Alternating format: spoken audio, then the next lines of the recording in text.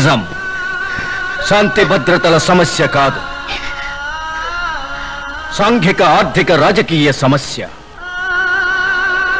ఒక వ్యక్తిని మరొక వ్యక్తి, ఒక జాతిని వేరొక జాతి దోచుకునే దోపిడీ వ్యవస్థ ఉన్నంత కాలం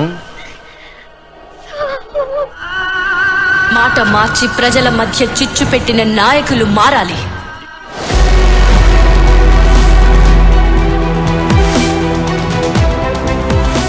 ఈరోజు వచ్చారు, మా సమస్యలన్నీ వింటారు, రేపటి నుంచి మామూలే. అయినా మా పిల్లలకి ఆస్తులు ఇస్తామో లేదో తెలియదు, కానీ మా ఊరు సమస్యలు మాత్రం ఇచ్చేటట్టే ఉన్నాం. యువత ఎంత మంది డబ్బులు కోల్పోతున్నారో తెలుస్తుందా? మీకు అవన్నీ అయినా ఏం పట్టింపు కాదు కదా. మీకు ఎప్పుడు మీ సర్పంచ్ కూర్చుని ఎలా కాపాడుకోవాలన్నదే కదా అసలైన పంచాయతీ.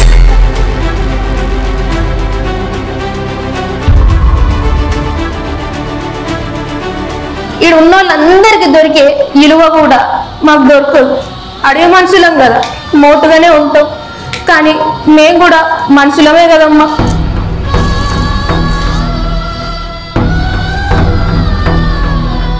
నేతలెందరో వచ్చిన రాత గీతలైతే మారలే.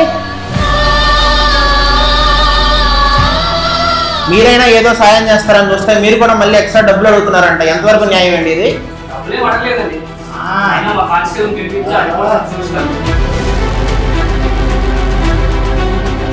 సర్కారు వాళ్ళు వస్తారు, కంచెలు వేస్తారు, మా భూములను వాళ్ళు తీసుకుపోతారు. పట్టాల మీద పాస్బుక్లనేమో మా పేర్లు ఏళ్ళ తరబడి మేమే దున్నుతున్నాం, మేమే వండిస్తున్నాము.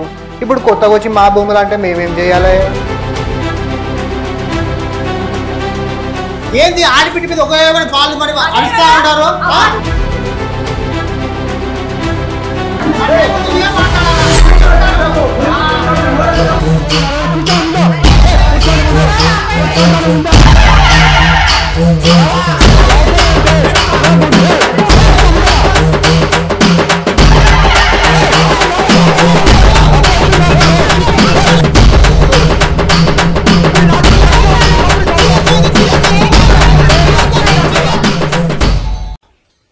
ఏం జరిగింది, ఏం జరుగుతోంది, ఏం జరగబోతోంది నాకిప్పుడే తెలియాలి.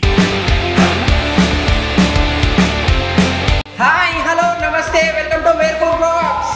ఇక్కడ జరగబోతుంది మా గ్రామ సభ. ఇక్కడ ఈ పంచాయతీలో చాలా గొడవలు, రప్పరప్ప అప్పప్ప డబ్బులు ఆశయాలు చాలా ఉన్నాయి. మీ అందరికి చూపిస్తాను. నాకు గన్నెత్తారా? కాల్ చేసి అన్నమని జైలుకి వెళ్ళిపోతా. నాకు గన్నెత్తారా?